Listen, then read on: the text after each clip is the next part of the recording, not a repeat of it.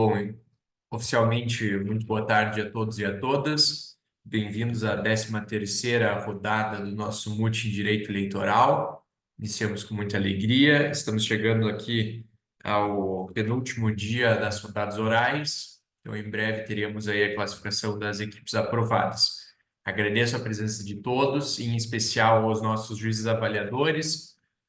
Os juízes, que compõem a mesa são o professor Carlos Eduardo Ferla Correia, a professora Rigeli Rossi e a professora Marcela Senise, está aqui ao meu lado. Ela será a presidente da sessão, certo? Então, eu agradeço a presença de todos e de todas e também dos nossos competidores, da Daniela, do Caio, que representam a UERJ, figurarão o polo passivo dessa demanda, ao Cesário e a Elaine, que figurarão, representando a UFC, o polo ativo nesse julgamento. Também agradeço a Monique, que sempre nos dá o amparo operacional de forma muito eficaz. E agora, sem mais delongas, até pelo adiantado da hora, eu consulto as equipes, iniciando pela UFC sobre a distribuição do tempo. Boa tarde, me escutam bem? Sim. Perfeito. Eu lá iniciarei com 8 minutos e meio, e depois será o Cesário com 6 minutos e meio, e ele ficará com a réplica. Quantos minutos para você, Elaine? 8 minutos e meio para mim e 6 minutos e meio para ele. E quem fará réplica e tréplica? Desculpa, falhou um pouquinho, mas acho que foi aqui. A réplica será o Cesário. Ah, tá certo. Wersh.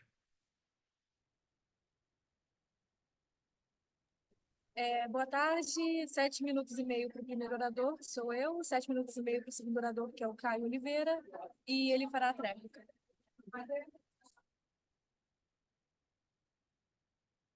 UFC, peço que consultem o chat para conferirem o tempo.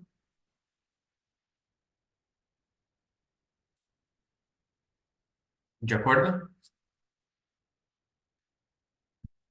E De agora, acordo. e agora consulta a equipe da UERJ. De acordo também. Ótimo. Bom, sei que ambas as equipes já participaram de rodadas anteriores, e os nossos avaliadores também já conhecem como funciona a sistemática do Mútil, mas passarei as orientações de forma breve, para que vocês saibam que o tempo disponibilizado para as falas iniciais é de 15 minutos para cada polo processual. Esse tempo ele obrigatoriamente precisa ser dividido, pois os avaliadores os avaliarão de forma individual. O tempo ele não precisa ser metade metade, como foi visto na distribuição. Essa é uma liberalidade que as equipes têm. Vocês já me passaram um tempo, então entendo que todos estão preparados para dividirem. Quanto à réplica e à tréplica, somente um dos competidores pode fazê-la ou podem dividir conforme desejarem.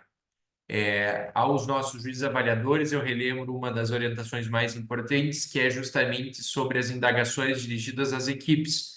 Essas perguntas, questionamentos devem ser distribuídos durante as apresentações, ou seja, durante a sustentação. Vocês têm o dever e a missão de interrompê-los, enquanto eles falam para realizar os questionamentos. Não aos competidores, não levem a mal os avaliadores, porque eles estão sendo orientados dessa forma. Quando os avaliadores realizarem perguntas, o tempo será congelado pela equipe operacional e já será reposto de forma imediata. Contudo, se vocês se sentirem prejudicados e precisarem de tempo para realizarem o término do comentário de vocês, da sustentação ou das respostas, vocês podem pedir à juíza presidente, que é a Marcela. Acredito que sejam essas as informações mais importantes. Relembro que os ouvintes, incluindo os orientadores, devem permanecer com as câmeras desligadas e os microfones mutados durante todo o período de tempo da competição. Acredito que seja isso. Alguma dúvida dos competidores ou dos avaliadores? Não? Ótimo. Então, considero que estão todos preparados. Desejo uma boa sessão de julgamento a todos e a todas. Passo a palavra de imediato à desembargadora presidente da sessão. Muito obrigada, senhor secretário. Cumprimento a todos, cumprimento meus pares, doutor Carlos e doutora Regiele, cumprimento os demais competidores, desejo uma boa sorte e parabenizo desde já por esse evento acadêmico brilhante em que Vossas Excelências participam. Então, sem mais delongas, declaro aberto a 13ª rodada do multieleitoral. Chama julgamento número 1 da pauta, que trata-se de uma AID, Ação Judicial de Investigação Eleitoral. Passo a palavra de imediato à parte investigante para o uso da tribuna pelo prazo regimental.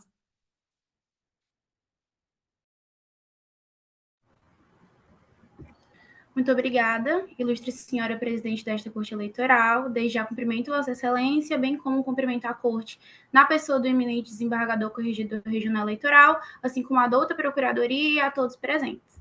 Bom, em síntese, o presente julgamento trata de 3 ações sobre abuso de poder em todas as suas modalidades, sendo que essas ações reunidas possuem pontos em comum no tocante a estratégias ilícitas e eleitoreiras para eleger a chapa investigada, quais sejam utilização da máquina pública, realização de eventos, configuradores de showmício, grave desinformação.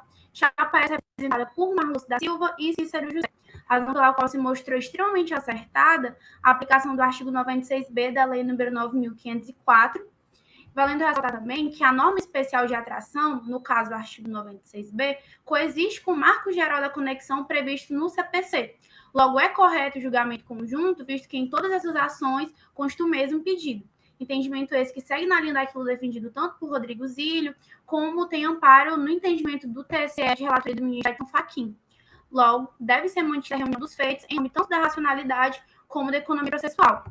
Já no tocante, excelências, às implicações processuais desse julgamento em conjunto, o parágrafo 2º do artigo 96b não deixa dúvidas que, em caso de reunião das ações, as partes são integradas à lide principal como litisconsortes, condição essa que confere legitimidade para suscitar quaisquer dos fatos discutidos em todas as ações. No presente caso, excelências, a ação principal é aquela ajuizada por Fernando Cabral, pois foi apresentada primeiro e trata de diversos tipos de abuso de poder. Nesse contexto, as ações apresentadas pelos partidos C e D foram apensadas à AIGE apresentada pelo candidato vencido. Vale destacar que, em relação à ação proposta pelo partido C, alega-se pela defesa de forma preliminar que esta não teria legitimidade para tanto. Ocorre, excelências, que o Instituto das Federações prevê que nos estados o funcionamento da federação não depende, na verdade, de constituição de órgãos próprios, bastante que existe na localidade órgão partidário de alguns partidos que a compõem, conforme o artigo 9º da resolução número 23.670 do TSE. Como existência de órgãos partidários estaduais de outros integrantes da Federação Z, o partido C, como único representante da federação naquela circunscrição estadual, Peço licença, tem plena patrona. legitimidade para ajuizamento da área. Doutor, o teu áudio aqui, eu não sei se para os meus outros colegas está falhando. Aqui não está falhando, está cortando, eu acabei perdendo parte da sua exposição. Sim. Está ruim para todo mundo? Sim.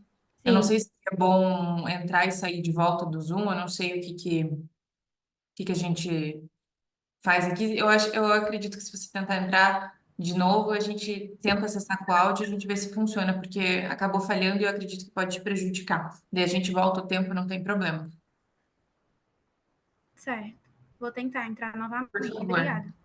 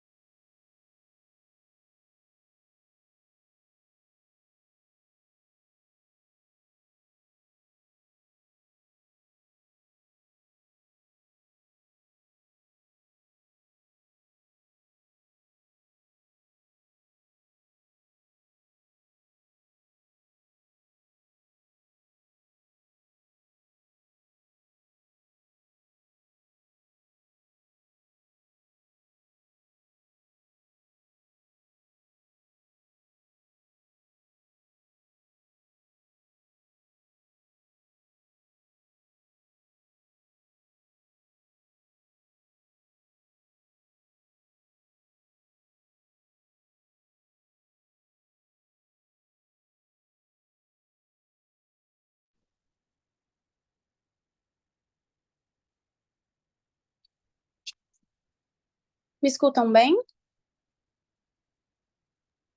Agora sim, está ótimo. Pode, então, prosseguir com a sua sustentação, por favor.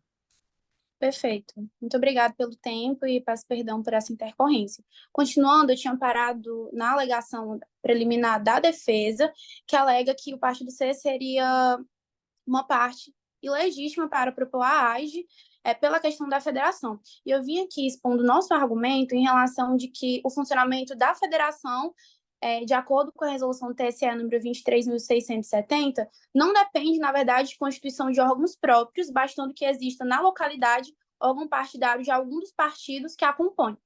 Então, nesse sentido, como não há existência de outros órgãos partidários estaduais, de outros integrantes da Federação Z no estado Y, o Partido C seria o único representante da federação naquela circunscrição estadual, tendo plena legitimidade para propor essa AGE. Afinal, Excelência, seria impossível que a Federação Z ajuizasse a AGE em seu próprio nome se não há algum próprio da federação no estado Y. E, além disso, por mais que seja reconhecida após isso, a extinção do Partido D em virtude de fusão partidária, considerando que o Partido C possui legitimidade ativa para o ajuizamento da AGE, tanto os fatos narrados, como as provas produzidas e os documentos juntados nas ações propostas pelas duas agremiações, podem ser suscitados na ação proposta por Fernando Cabral. E vice-versa, visto, excelências, que todos são litisconsortes, de forma a evitar, assim, que questões de direito processual sejam utilizadas como argumento para fazer com que essas condutas ilícitas praticadas pelos investigados permaneçam impunes. Prosseguindo, é necessário pontuar também a possibilidade de que essa corte aprecie a documentação ajuizada e juntada, na verdade, por Fernando Cabral durante o prazo aberto para apresentação de alegações finais. Ocorre que esse autor, excelências, não tinha qualquer possibilidade de acesso a essas informações ao tempo do ajuizamento da AGE, já que a Operação Loki foi deflagrada somente no dia 22 de fevereiro de 2003, data seguinte ao dia em que foi encerrada a instrução. Além do fato de que se deve atentar o que preconiza o artigo 23 da Lei Complementar número 64, que consagra o princípio da lisura eleitoral e permite a apreciação de fatos públicos e notórios nos julgamentos. Nesse mesmo sentido, o dossiê que trata do que nós chamamos de gabinete do ódio em Macondo também foi juntado na primeira oportunidade que teve o autor, sendo lícito às partes, conforme o artigo 435 do CPC, juntar em qualquer tempo documentos novos quando destinados a fazer prova de fatos ocorridos depois dos articulados. Nesse contexto, excelências, é importante frisar que, em hipótese alguma, o intuito de Fernando Cabral aqui, com a juntada dessa documentação, seria fazer nova imputação de prática de abuso de poder em fases investigadas. Na verdade, objetiva-se unicamente contribuir com esse material fundamental para o esclarecimento dos pontos controvertidos acerca dos disparos em massa, por exemplo, em relação à sua gravidade, em relação à responsabilidade, já que o acontecimento é incontroverso e, repito, trata-se de fato público e notório. Portanto, excelências, a apreciação de tais documentos não fere a estabilização das demandas e muito menos a consumação da decadência, pois elas não impedem que sejam admitidos no processo e considerados no julgamento elementos que destinem a demonstrar, enfim, e a versar sobre essa gravidade da conduta que compõe a causa de pedir das AIGs centrais ou a responsabilidade dos investigados e de pessoas ao seu entorno, tais como circunstâncias relevantes ao contexto dos fatos, revelados em outros procedimentos, sejam eles policiais, investigativos ou jurisdicionais no geral, nos termos de orientação já fixado pelo TSE no julgamento da AIGE número 600, 814 e 85, de relatoria do ministro Benedito Gonçalves. Passado esse momento das preliminares, gostaria de adentrar ao mérito, excelências, ressaltando que as condutas que serão descritas a partir de agora, tiveram como grande foco as cidades grandes do interior, especificamente onde os prefeitos eram... Onde os prefeitos... Vossa Excelência, acredito que quer usar a palavra, Vossa Excelência tem a palavra. Exato. Isso é uma pergunta bastante objetiva, eu gostaria de uma resposta objetiva, não precisa ser prolixa. Com relação aos documentos juntados após a instrução probatória, foram de fatos que aconteceram antes? Você tem conhecimento? Não, Ou aconteceram excelência. após a instrução probatória? Muito obrigada pela pergunta, excelência. E esses fatos ocorreram antes da instrução, mas os documentos foram juntados após a instrução. A obtenção desses documentos se deu somente, o acesso a esses documentos se deu somente após a instrução probatória também? Sim. Ou esses Tanto documentos é já que estavam só houve disponíveis antes? o acesso a esses documentos foi após a instrução. Tanto é que Fernando Cabral juntou esses documentos a partir do momento em que conseguiu ter acesso. Antes da instrução, ele não teria acesso, Excelência. Perfeito, satisfeito. Muito Obrigado. obrigada.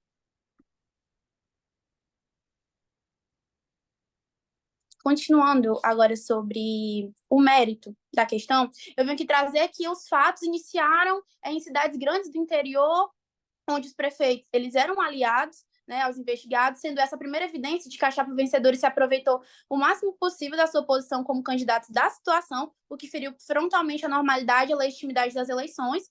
E eu venho aqui falar sobre o evento ocorrido em Lages, que os elementos dos autos permitem concluir com plena segurança de que se configura como showmício, pois foi aberto ao público, o qual, ressalta, excelência, lotou até o entorno do clube que foi alugado, contou com presença de banda renomada e discurso dos investigados, um discurso eminentemente eleitoreiro. Então, efetivamente, o grupo musical serviu como isca a fim de atrair o maior número de pessoas que fosse para o local, ampliando o alcance também dessas falas que foram explicitamente eleitoreiras. E como se sabe, a propaganda, o showmício, na verdade, é um tipo de propaganda vedado expressamente pelo artigo 39, parágrafo 7º da Lei das Eleições, e pressupõe essa distribuição gratuita de animação artística para o público em geral como ferramenta de atração para atos eleitorais. Antes de continuar versando aqui, eu gostaria de pedir um tempo adicional por conta da pergunta. Eu Presidente. defino o tempo e de imediato já passo a palavra à doutora Regiele para fazer indagações. Obrigada, Vossa Definição, perdão. Excelência. Na cidade de Lages, ocorreu nos autos a prova de quem efetuou o custeio do evento? Vossa Excelência poderia nos responder, por gentileza? Muito obrigada pela pergunta, Excelência. E nos autos é dito que o evento foi pago com valor de doação. Esse é o único elemento que consta nos autos. Só que, e tanto é que a acusação pugna que esse evento superou os 10% que poderia ter sido utilizado para esse tipo de evento, no caso, que seria esse evento utilizando o dinheiro da doação, principalmente se a doação foi por conta do prefeito de Lages. Nos autos Então, há informação do montante empenhado? não, do montante não. Sem mais perguntas. Perfeito, agradeço a pergunta. E continuo aqui dissertando sobre a questão do showmício, que é conduta de propaganda vedada e pressupõe essa distribuição de animação artística para o público como forma de atração. Nesse sentido, não merece ser acolhida a tese da defesa também, que o evento visava arrecadar recursos, pois se abriu mão, Excelência, da maior fonte de receita, que seria a entrada para assistir essa apresentação musical. Então, não se pode falar de evento arrecadatório. Logo, considerando que não é relevante saber se a banda Carisma foi remunerada ou não, é reconhecida a finalidade eleitoreira do acontecimento, havendo irregularidade nessa propaganda realizada. Então, se tratou de conduta altamente reprovável, de repercussão significativa, havendo venda de bebidas, o que acaba criando até um estado emocional nos próprios eleitores, conduta que também é vedada pelo artigo 242 do Código Eleitoral, em uma cidade com 80 mil habitantes.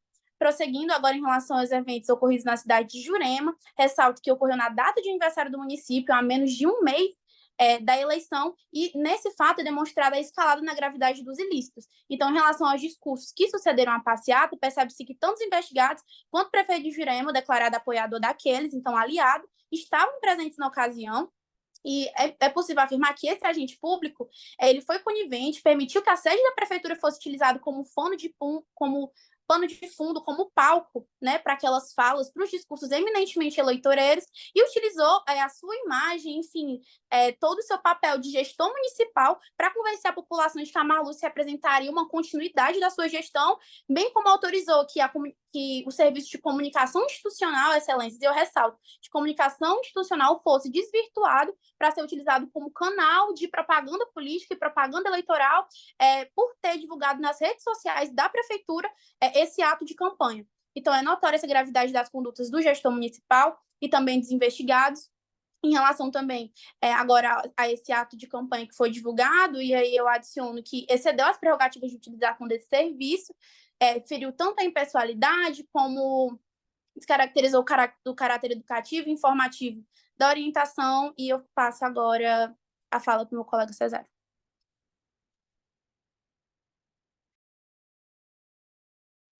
Agradeço, excelência. Muito obrigado, Elaine. Muito obrigado, presidente. Renovo todos os cumprimentos de minha cara colega em sua brilhante fala e continuo com as ponderações dos investigantes. Bem, excelências, temos aqui um ponto de inflexão. Percebam, uma pesquisa em 4 de setembro veio a divulgar que a candidata estaria atrás das pesquisas. Após isso, passaram a se utilizar de diversos disparos em massa e eventos na capital que culminaram nos pontos que venho aqui trazer. A questão do abuso comunicacional, que foi um absurdo, juntamente com o ápice dos eventos abusivos praticados pela candidata, que foram os acontecidos em Macondo. Mudança tão relevante na estratégia política só poderia ter sido feita com a anuência dela, o que reforça sua vontade livre e consciente de que vieram a acontecer, de que vieram a acontecer com a anuência dela, tornando imperativo sua inelegibilidade em caso de que se reconheçam os abusos. Leitura concordante com a doutrina, especialmente a de Rodrigo Zigo. No que se toca à questão do abuso comunicacional em primeiro ponto.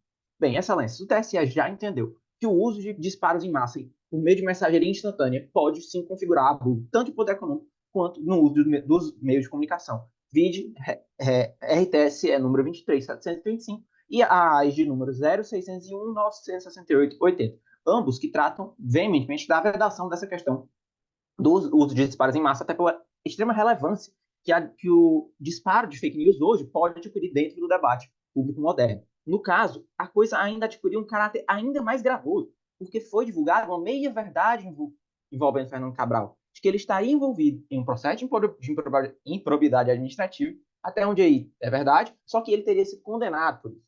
Isso, excelências, gera toda uma repercussão que afeta não só o que o eleitorado pensa com relação à sua probidade pessoal, tanto com relação à sua elegibilidade. Geram dois danos, porque ainda que não acreditassem os munícipes, os eleitores, de que o candidato teria cometido aqueles atos improvisos ou que eles seriam graves, ele estaria supostamente inelegível conforme a desinformação. Nesse sentido, a gente traz dos autos que de inúmeros servidores dos cidades fizeram publicações em suas redes sociais noticiando essa condenação desinformativa. Assim demonstrado por meio de um resultado concreto dessa excelências, que efetivamente as mensagens atingiram seu objetivo de criar no imaginário dos eleitores de Fernando Cabral um receio com relação à sua improbidade e sua inelegibilidade.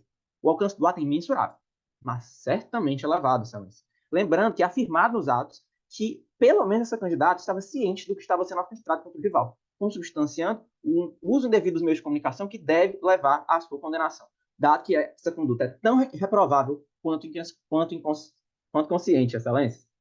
Esses dois danos foram centrais nessa mudança estratégica mais inescrupulosa da candidata após a divulgação da pesquisa, como referi. Bem, passando ao ponto da questão do abuso de poder econômico ocorrido em Lages, temos a ocorrência de, primeiramente, um desfile de viaturas da Guarda Municipal que haviam sido compradas pelo gestor público e, posteriormente, a questão da festa, que foi uma forma da candidatura se apropriar simbolicamente do evento já da municipalidade. Peço licença ao patrono, eu gostaria de um esclarecimento. Vossa Excelência entende que o uso das viaturas caracteriza abuso de poder econômico? Sim, excelências, houve configuração de abuso político-econômico pela utilização das viaturas, mais especificamente no caso das viaturas, ressaltando o ponto político, por conta dessa apropriação dos bens de uso da municipalidade, o que afeta frontalmente a legislação, mais especificamente o artigo 73, incisos 1 e 3 da Lei 9.504. Quais provas mais nos autos a gente tem sobre o abuso de poder econômico? Temos, por exemplo, a questão já retratada pelo meu colega, ocorrido na municipalidade de Lages, e como virei a discorrer aqui ainda sobre o fato de Macondo, a festa que apropriou-se simbolicamente do evento municipal para, enfim, fazer a divulgação da campanha da Marluce no evento lá no clube. Estou satisfeita, pode prosseguir. Agradeço pelas excelentes considerações, excelência. E prosseguindo com o meu discurso, acrescento que houve incontestavelmente o uso de bens móveis pertencentes à administração pública direto do município de Macondo, afetando claramente a oportunidade entre os candidatos no pleito eleitoral, porque as viaturas foram basicamente usadas como troféus do gestor público e, consequentemente, do grupo político ali envolvido. Em relação à gravidade, o uso desses recursos públicos do município para beneficiar é extremamente reprovável, o que satisfaz já o aspecto qualitativo. No que se refere ao quantitativo, a proximidade da data do pleito não deixa crer que isso possa ter sido um evento de pouca relevância, até mais porque a gente está falando da capital do estado em questão da eleição, tendo, então, grave repercussão que pode ensejar o abuso de poder político suscitado e econômico suscitado na inicial. Posteriormente, essa pergunta, excelências, ainda nesse ponto, quem financiou a festa do Macondo? Se não a própria candidatura, me pergunto se o cenário não seria mais absurdo, dada a atuação conjunta esposa para afetar a competitividade do pleito. Excelência, efetivamente não se sabe quem foi o responsável. Mas essa dubiedade possui características, e esse evento possui características de um showmício, conduta já vedada pela legislação. Essa dubiedade é muito mais prejudicial aos investigados, uma vez que todo esse recurso empregado sem a devida declaração de procedência pode configurar uma espécie de caixa 2 ou doação irregular. O que é inegável que de alguma forma possa ser ocorrido, dado que os grandes beneficiários do evento foram Marluz e Cícero. Restando presente a tríade necessária para a configuração do abuso de poder: a conduta, a reprovabilidade e a repercussão, especialmente nesse contexto de financiamento não devidamente comprovado. Ainda nesse ponto, excelências, especialmente no que tange à questão da apropriação simbólica, ressalto que, por que tratamos especificamente aqui de apreensão simbólica? A apreensão das mensagens não literais pelo público, especialmente quando a gente está falando de associações simbólicas, envolve uma abordagem semiótica que não pode ser desconsiderada em relação aos atos de campanha que disputam a atenção do eleitorado. O objetivo de toda publicidade institucional, excelência, é justamente esse: fazer a associação de símbolos, de cores, de músicas e jingles com as candidaturas e com o que elas podem trazer de positivo para o país, o Estado, no caso. Para esse intento, as candidaturas não se valem apenas de elementos literais ou textual, mas também cores, por exemplo, que é o caso, que é uma das questões aqui suscitadas no caso. Explorando diversos sentidos, e quanto mais exitosa a comunicação ativar sensações, reações, reflexões, tanto mais terá potencial de engajar o eleitorado. Nesse ponto da questão emocional, inclusive, algo expressamente vedado pela legislação eleitoral. Nesse ponto, o que a gente pode observar do caso para verificar essa apropriação simbólica como reforçada e comprovada? Temos, por exemplo, a questão dos vídeos acostados, gravados ali com interlocutores. Doutor, peço perdão na interrupção, mas o Claro. seu tempo acabou aqui, foi comunicado pela Monique aqui que o seu tempo em si encerrou. Excelência, poderia conceder apenas um tempo extra com relação às perguntas que foram formuladas, por favor? Tempo concedido. O senhor tem 30 segundos para concluir. Ok, agradeço, excelência. Ainda com relação a esse ponto, então, temos essa fala, esses depoimentos dos ali presentes no contexto, como clara demonstração de que por mais que não necessariamente a coisa tivesse sido organizada pelos candidatos, claramente todos ali acreditavam nisso e, portanto, estavam ceifados pelos objetivos escusos dos candidatos. Nesse sentido, nós pugnamos pela rejeição de todas as preliminares e o julgamento procedente de todas as ações, devendo condená-los por abuso de poder político, econômico e de uso das comunicações, ensejando por inelegibilidade. Obrigado pela oportunidade, excelência. Agradeço as sustentações e passo a palavra de imediato à parte investigada para o uso da tribuna no tempo regimental. Realmente gostaria de cumprimentar a excelentíssima presidente, senhora Marcela Martins, bem como os demais componentes da mesa. Cumprimentamos também os advogados da contraparte, que certamente possuem notável domínio da matéria tratada, mas infelizmente estão desacompanhados. Como se verá adiante, não passam de acusações infundadas, fática e juridicamente. Doutora Regiele, Vossa Excelência tem a palavra. Excelência, está muito baixo o áudio da Rafaela, da Daniela. Está muito baixo o áudio dela, não estou conseguindo ouvir, está tendo interferência. Será que ela poderia falar um pouco mais alto, por gentileza? Honorável magistrada, fica melhor para a senhora dessa forma? Fica. Como se verá adiante, passaremos então para as análises das preliminares dessa presente audiência, tendo em vista que sequer deve ponderar para a fase de mérito. Senhores juízes, lembraremos que o partido C integra a Federação Z. Isso significa que as ações judiciais devem ser movidas em conjunto pela federação por expressa disposição legal. Portanto, a patente ilegitimidade é ativa, o que causa extinção do processo sem resolução do mérito por irregular exercício do direito de ação. Como explica o professor José Jairo Gomes, o regramento aplicado às federações é semelhante àquele aplicado às coligações, e, nesse sentido, a legitimidade ativa de ambas para a promoção das AIs está condicionada à atuação conjunta dos partidos que a integram. E, nesse sentido, está a jurisprudência do Tribunal Superior Eleitoral, que fixou esse entendimento no recurso ordinário 6095-751, com o relator do ministro Raul Araújo. Além disso, senhores juízes, a fusão anterior dos partidos para a formação do partido G é causa de extinção da AIS ajuizada pelo partido D sem resolução do mérito, em razão da ilegitimidade ativa e incapacidade superveniente. Conforme entendeu o egrégio do Superior Tribunal Eleitoral, quando ocorre fusão de partidos, a sua personalidade jurídica é extinta. Portanto, a defesa técnica utiliza para conceder subjetividade e autonomia dos partidos políticos é desfeita. E conforme apontou o professor Gustavo Tepedino, isso afetaria também a capacidade de postular em juízo ligada expressamente à sua personalidade jurídica, tendo em vista que a capacidade de postular está necessariamente condicionada à personalidade jurídica do partido jurídico. Isso porque o partido resultante da fusão não se confunde com o anterior. Autorizar a sucessão seria confundir, sobremodo, as pessoas jurídicas e ir de encontro à técnica.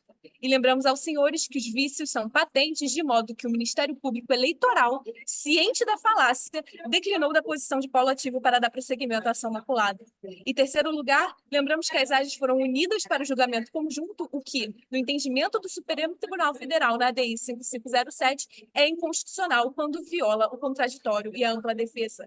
É notório que se trata do caso em tela, pois a reunião que culmina, a reunião processual no presente caso, culmina numa clara prejuízo à defesa dos réus, sobretudo no que diz respeito à licitude da prova. E, nesses termos, finalizamos as questões processuais tratando da legalidade probatória, destacando que as demandas foram fundadas no artigo 22 da Lei 64 de 90 e devem ser acompanhadas com indícios suficientes do abuso de poder econômico, político ou de autoridade, ainda dos usos de utilização indevida dos meios de comunicação social. E as únicas provas apresentadas nos autos que associam os corréus às condutas ilícitas descritas não têm capacidade para comprovar responsabilidade, além de carecer de rastreabilidade, o que configura sua ilicitude.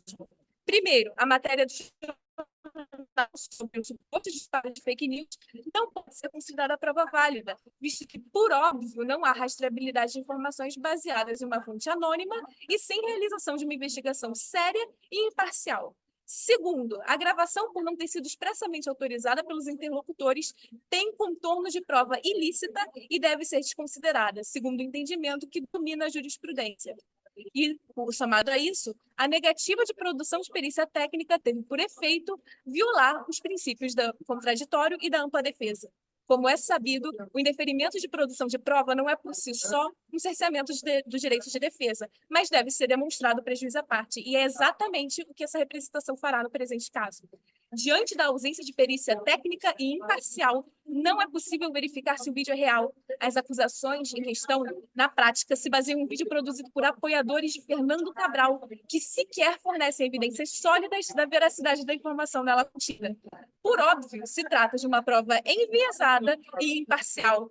Não seria um absurdo imaginar que as pessoas envolvidas sequer estariam no evento, ou foram selecionadas justamente por a posição contrária a Marluce Cícero. Mais que isso, é possível questionar se as pessoas no vídeo sequer existem. O TSE não é alheio à existência de poderosas ferramentas de edição de imagem como deepfake e inteligência artificial, e o poder dessas criações são tamanhos que resultou na Resolução 23.610 de 2019. E os documentos juntados de forma indevida pelo autor Fernando Cabral devem ser retirados aos autos, pois violam o princípio da não produção de prova ilícita. Esses documentos foram retirados de um inquérito policial que naturalmente é sigiloso, sem que houvesse apresentação de denúncia ou publicização dos documentos. Considerando que as informações obtidas sobre a Operação Locke são claramente ilícitas, é responsabilidade desse tribunal anulá-las. O Superior Tribunal Eleitoral já estabeleceu que não é permitida a apresentação de documentos que não estejam diretamente relacionados à causa de pedido apresentada inicialmente e que introduzam nova tese argumentativa, que não está alinhada com as manifestações anteriores. E, além disso, no notório julgamento do chapa Dilma Temer, foi estabelecido o pedido do feito pelo autor na petição inicial que inicia e delimita o escopo da ação, não sendo permitida a ampliação posterior para incluir novos elementos ou fatos que não foram incluídos anteriormente. ou seja, a demanda já estava estabilizada e o conjunto probatório definido pela inicial e a correlata contestação, bem como houve o encerramento da instrução, não sendo possível suscitar fato ou documento novo correspondente à irreparável violação dos princípios da congruência e, em última instância, ao contraditório e segurança jurídica. Por todo o exposto, requer-se que o presente processo seja extinto sem resolução do mérito em razão da ausência de pressupostos da ação, o desentranhamento dos vídeos apostados nos autos diante de sua ilicitude e, de todo modo, caso assim não entendam, o doutor Caio Oliveira adentrará nas questões meritórias para que fique claro que as teses da parte autora carecem de razão. Finalizo assim a minha sustentação e agradeço pelo tempo concedido.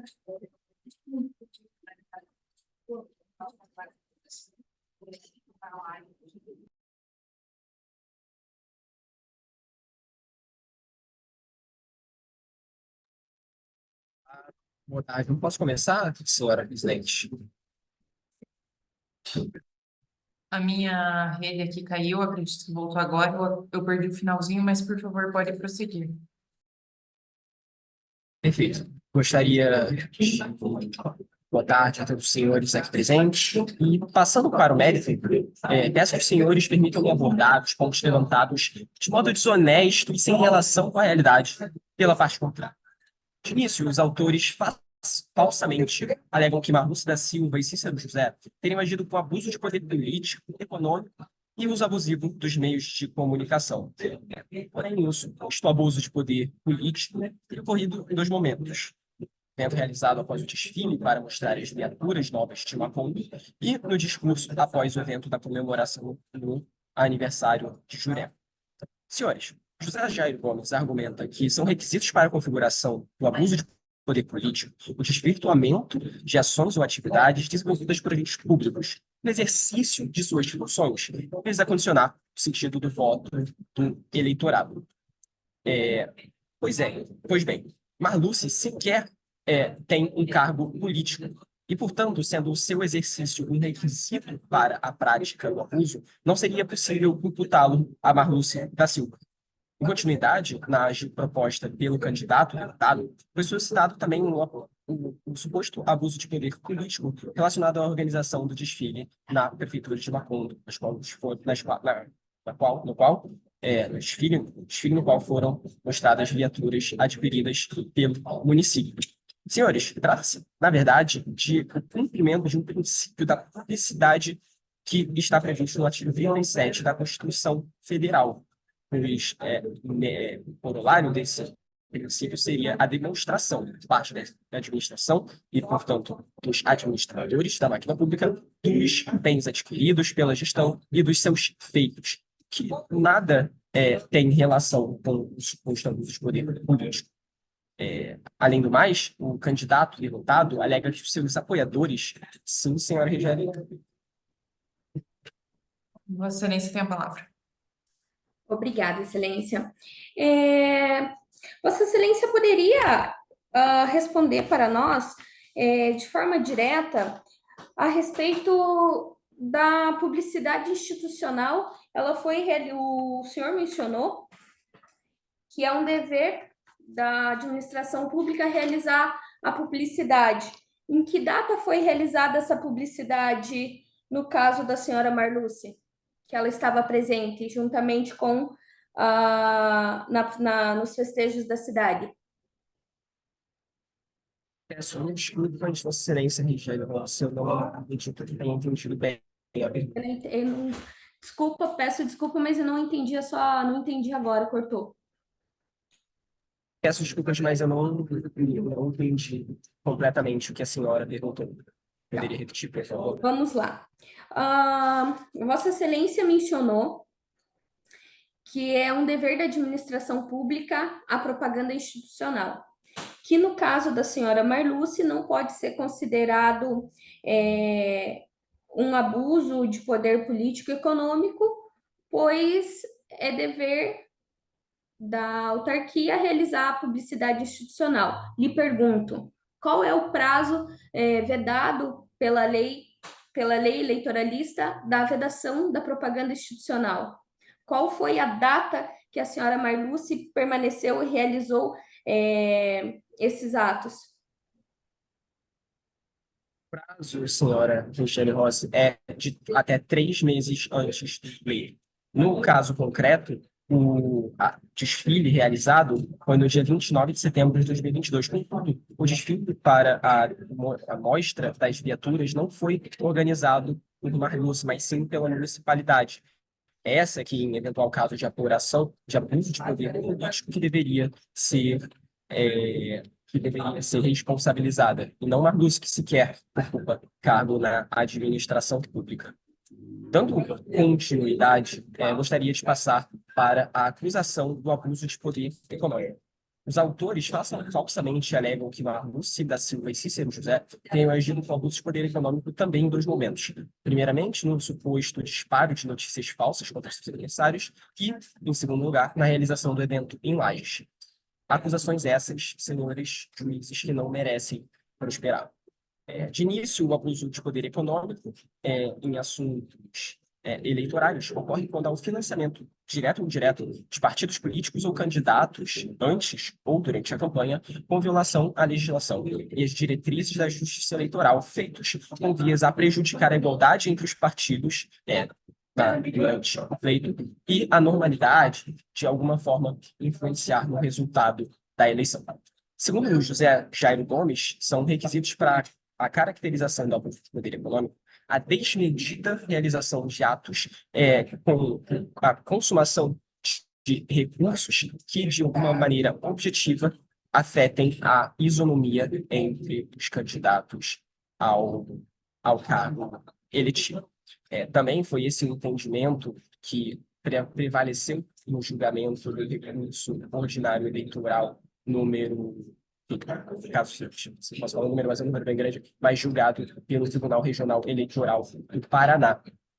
Em segundo lugar, agora passando para as acusações de divulgação de notícias falsas, eu queria destacar aos senhores, como bem falou minha colega Daniela, que os documentos provenientes das investigações jamais apontaram não só a participação dos Correios no disparo em massa na divulgação de fake news, mas também não há nenhuma relação necessária entre os documentos que supostamente comprovam esses fatos e a verdadeira realidade dos fatos.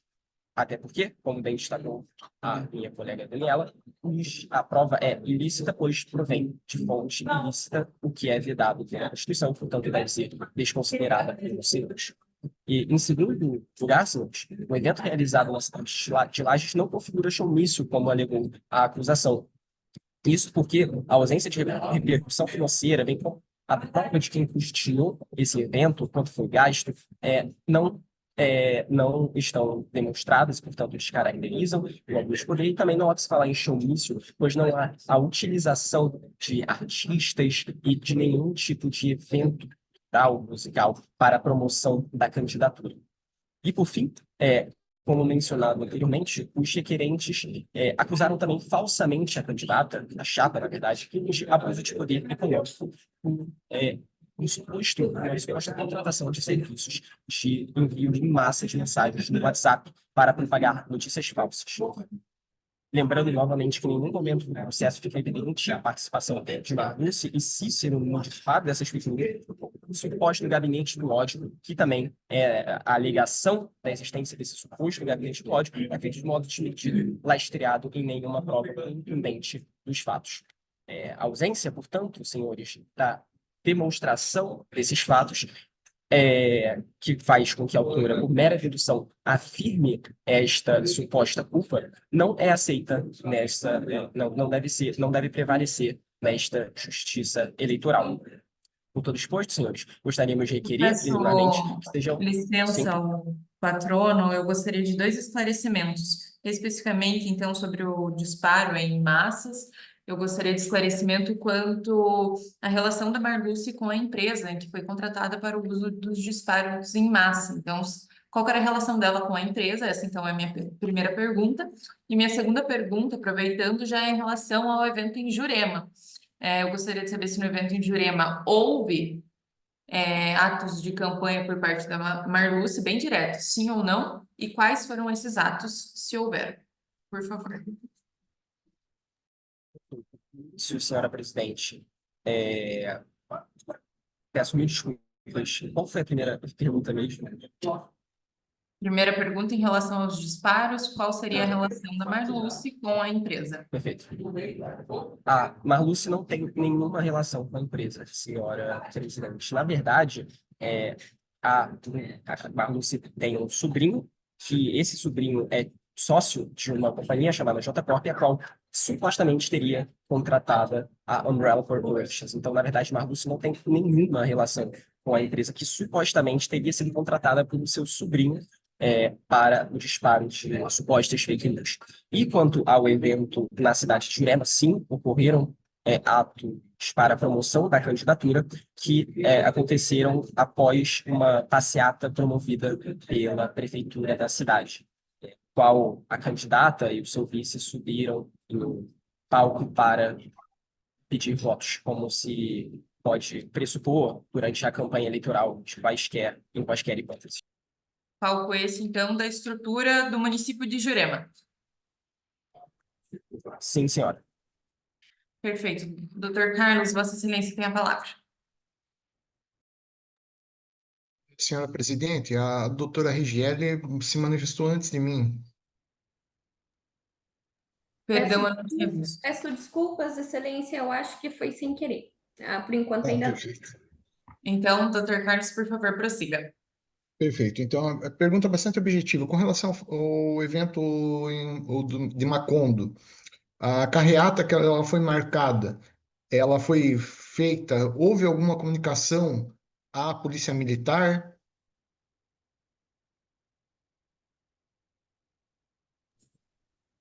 Senhor juiz, não há nenhuma alegação nos autos de que essa passeata teria sido ou não comunicada à Polícia Militar do Estado. Perfeito. Somente isso, Excelência. Pode prosseguir. Portanto, senhores juízes, eu gostaria de finalizar a sustentação, requerendo preliminarmente que seja reconhecida a ilegitimidade dos partidos C e D para figurarem no polo ativo dessa ação e também a exclusão da prova ilicitamente obtida pela acusação. Subsidiariamente, na hipótese de não acolhimento das punibilidades, requeremos que não sejam providos nenhum dos pedidos em razão da inveracidade das imputações realizadas. Agradeço a atenção de todos. Muito obrigado. Agradeço a sustentação oral e já devolvo a palavra à parte investigante para a réplica pelo prazo de 3 minutos. Me escutam bem? Pronto. Excelências, concluo aqui ressaltando e esclarecendo alguns pontos que podem ser reforçados em relação à nossa tese, posteriormente comparando com um ponto central na tese da outra parte. Bem, inicialmente, temos aqui em relação ao tópico federação, que a federação não depende, excelências, de constituição de órgão próprio, bastante que exista na localidade, órgão partidário de algum dos partidos que a compõem, conforme a resolução TSE 23.670. Portanto, não há exigência de órgãos partidários estaduais de outros integrantes da Federação Z no Estado, bastando o partido ser como único representante da federação e tendo ele, então, plena legitimidade para representar e ajuizar a arte. Se somente ele era o representante da federação, isso é plenamente legítimo. Bem, também, em relação ao montante empenhado em lajes, só para esclarecer, excelências, o montante que foi empenhado em lajes faz parte desse ecossistema da questão do abuso de poder político, em relação do abuso de poder econômico, em relação ao qual eu evidencio que houve uso exacerbado de recursos de forma irregular financeiros em prol da chapa vencedora. Exemplo disso foram os recursos fornecidos por pessoas jurídicas para a promoção de propaganda eleitoral. Também outra situação dessa configuração de abuso de poder político, que é vedado, inclusive, pela legislação eleitoral, especificamente em relação às pessoas jurídicas. E a Operação Locke veio, nesse sentido, a confirmar essas alegações e ilícitos efetivamente provados nos autos com relação à desinformação em massa. No que toca à questão do abuso de poder político, vale ressaltar, excelências, que a Marluce não exatamente poderia cometer esse tipo de abuso, mas seus aliados sim, em benefício dela, o que de fato ocorreu conforme lastreado nos autos e sustentado aqui em nossa sustentação. Bem, excelências, também tenho de acrescentar aqui que, ainda nessa análise em relação aos nossos tópicos, uma questão que não foi exatamente abordada é o quanto bebidas foram efetivamente distribuídas na no evento que estava sendo realizado em Macondo, ressaltando e alargando toda aquela ideia de apropriação simbólica e festiva da própria campanha em relação ao evento municipal.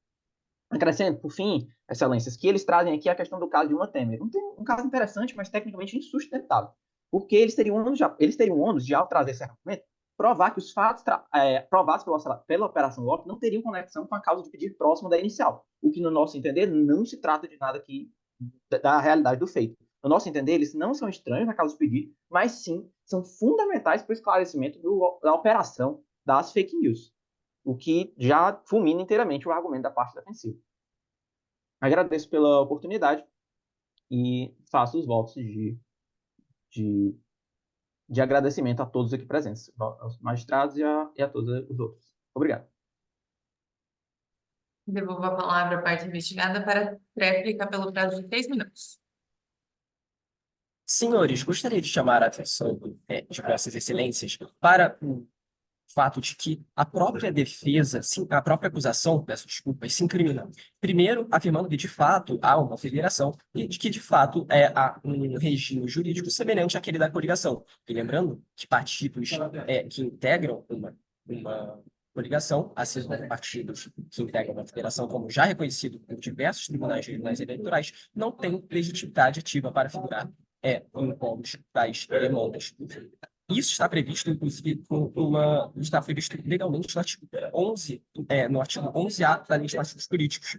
Além do mais, senhores, a acusação admite que Barroso não pode cometer abuso de poder político. Ora, então os questionam por que a imputaram nesse tipo de infração eleitoral, se os próprios senhores da acusação reconhecem que ela não pode figurar como parte passiva neste ilícito. Em continuidade, também desafio os senhores a demonstrarem que houve distribuição de bebida no evento ocorrido em Macomba, pois não há nenhuma demonstração nos autos ou nenhuma afirmação, no caso proposto, de que de fato houve distribuição de bebidas ou não tipo de venda, ou que as próprias pessoas levaram as suas bebidas. Por fim, gostaria também de chamar a atenção aos fatos provados, entre aspas, pela Operação Loki.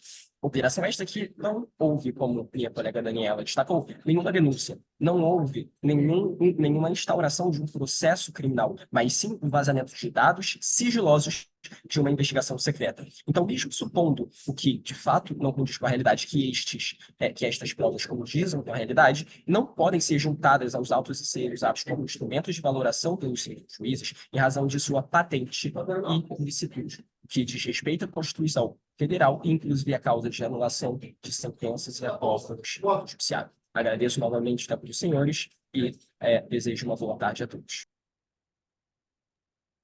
Muito obrigada, doutores. Desde já parabenizo, indago meus pares se alguém gostaria de fazer algum comentário. Caso contrário, encerrarei a sessão. Satisfeito, excelência. Então, declaro encerrada a sessão e devolvo a palavra ao senhor secretário. Parabéns às equipes, muito obrigado aos avaliadores. Espero que todos tenham tido uma boa experiência aqui na nossa rodada do MUT. Me parece que é a última rodada de ambas as equipes, certo? O ERJ e o UFC. Então, fiquem ligados aí no e-mail, no WhatsApp, no Instagram para a divulgação das equipes classificadas para as próximas rodadas, tá certo? Muito obrigado pela presença. Relembro aos avaliadores que é importante que a avaliação seja feita ainda hoje. Se vocês puderem, logo após a sessão, para terem as informações mais atualizadas possíveis, seria ótimo para nós da comissão organizadora, tá bem?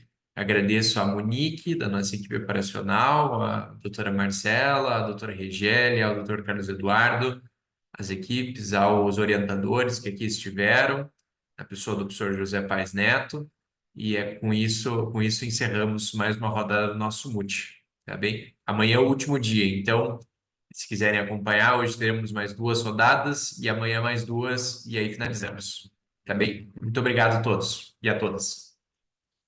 Então, tchau, pessoal. Boa tarde. Muito obrigado. Muito obrigado, Boa excelência. tarde a Boa tarde. Obrigada, boa tarde.